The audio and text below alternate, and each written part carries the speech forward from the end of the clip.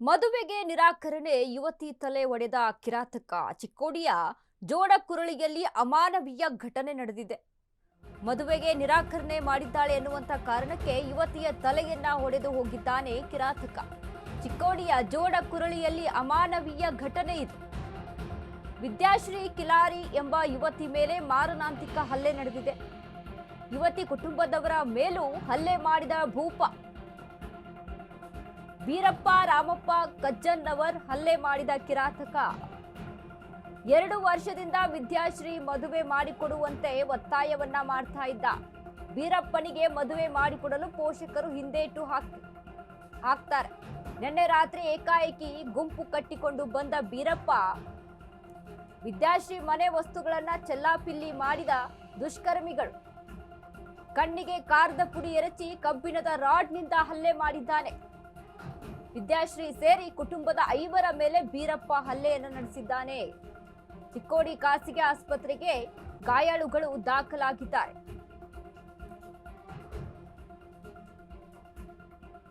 ನೋಡಿ, ಎಂತೆಂತ ಜನ ಇರ್ತಾರೆ ಅಂತ ಅಂದ್ರೆ, ಮದುವೆಗೆ ನಿರಾಕರಣೆ ಮಾಡಿದ್ದಾಳೆ ಅನ್ನುವಂತ ಕಾರಣಕ್ಕಾಗಿ ಆ ಯುವತಿಯ ಮನೆಗೆ ಹೋಗಿ ಅವರ ಫ್ಯಾಮಿಲಿ ಅವರಿಗೆ ಹೊಡೆಯೋದ್ರ ಜೊತೆಗೆ ಆ ಯುವತಿಯ ಮೇಲೂ ಕೂಡ ಮಾರಣಾಂತಿಕವಾಗಿ ಹಲ್ಲೆ ನಡೆಸಿದ್ದಾನೆ. ತಲೆಗೆ ಹೊಡೆದು ಕಬ್ಬಿಣದ ರಾಡ್ನಿಂದ ಹೊಡೆದಿದ್ದಾನೆ ಅನ್ನುವಂಥ ಇನ್ಫಾರ್ಮೇಶನ್ ನೋಡಿ ಇಲ್ಲಿ ಗಮನಿಸ್ತಾ ಇದ್ದೀವಿ ನಾವು. ಆ ಯುವತಿಯ ಸ್ಥಿತಿ ಯಾವ ಮಟ್ಟಿಗೆ ಇದೆ ಅಂತ ಇದೀಗ ಸದ್ಯಕ್ಕೆ ಚಿಕ್ಕೋಡಿಯ ಆಸ್ಪತ್ರೆಯಲ್ಲಿ ಚಿಕಿತ್ಸೆಯನ್ನ ಪಡೆದುಕೊಳ್ತಾ ಇದ್ದಾಳೆ ಆ ಯುವತಿ ಮತ್ತು ಅವರ ಫ್ಯಾಮಿಲಿ.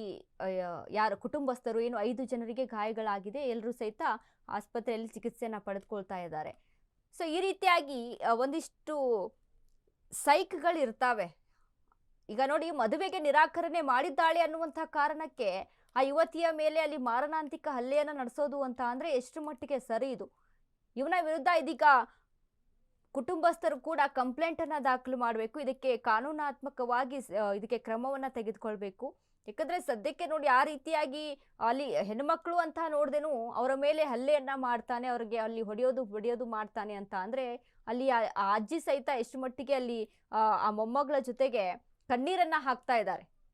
ಏನಾದ್ರೂ ಹೆಚ್ಚು ಕಡಿಮೆ ಆಗ್ಬಿಟ್ಟಿದ್ರೆ ಯಾರು ಹೊಣೆ ಅನ್ನುವಂಥದ್ದು ಇದೀಗ ಕುಟುಂಬದವರು ಆರೋಪ ಮಾಡ್ತಾ ಇರುವಂಥದ್ದು. ಹೀಗಾಗಿ ವೀರಪ್ಪನ ವಿರುದ್ಧ ಅವರ ವಿದ್ಯಾಶ್ರೀ ಫ್ಯಾಮಿಲಿಯವರು ಇದೀಗ ಕಿಡಿಯನ್ನ ಕಾರ್ತಾ ಇರುವಂಥದ್ದು. ಇದ್ರ ಬಗ್ಗೆ ಮತ್ತಷ್ಟು ತನಿಖೆಯನ್ನ ನಡೆಸಬೇಕು ಅನ್ನುವಂಥದ್ದು ಇದೀಗ ಪೊಲೀಸರಿಗೆ ಆಗ್ರಹ ಮಾಡ್ತಾ ಇದ್ದಾರೆ.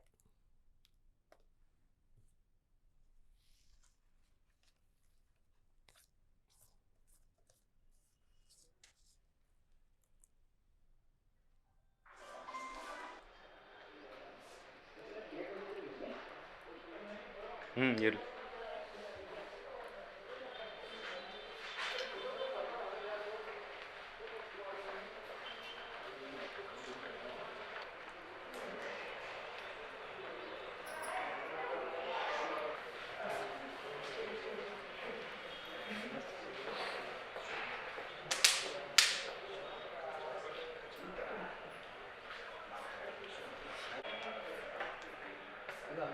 ಫಸ್ಟ್ ಅವರು ನಂಗೆ ಕೊಡ್ತೀರೇನಂತ ನಮ್ಮ ಮನ್ಯಾಗ ನಮ್ಮ ಫಾದರ್ಗೆ ಮದರ್ಗೆಲ್ಲ ಬಂದು ಕೇಳಿದಾರೆ ಅಂತ ನಾನು ಕೊಡಂಗಿಲ್ಲ ಅಂತ ಹೇಳಿದಾರೆ.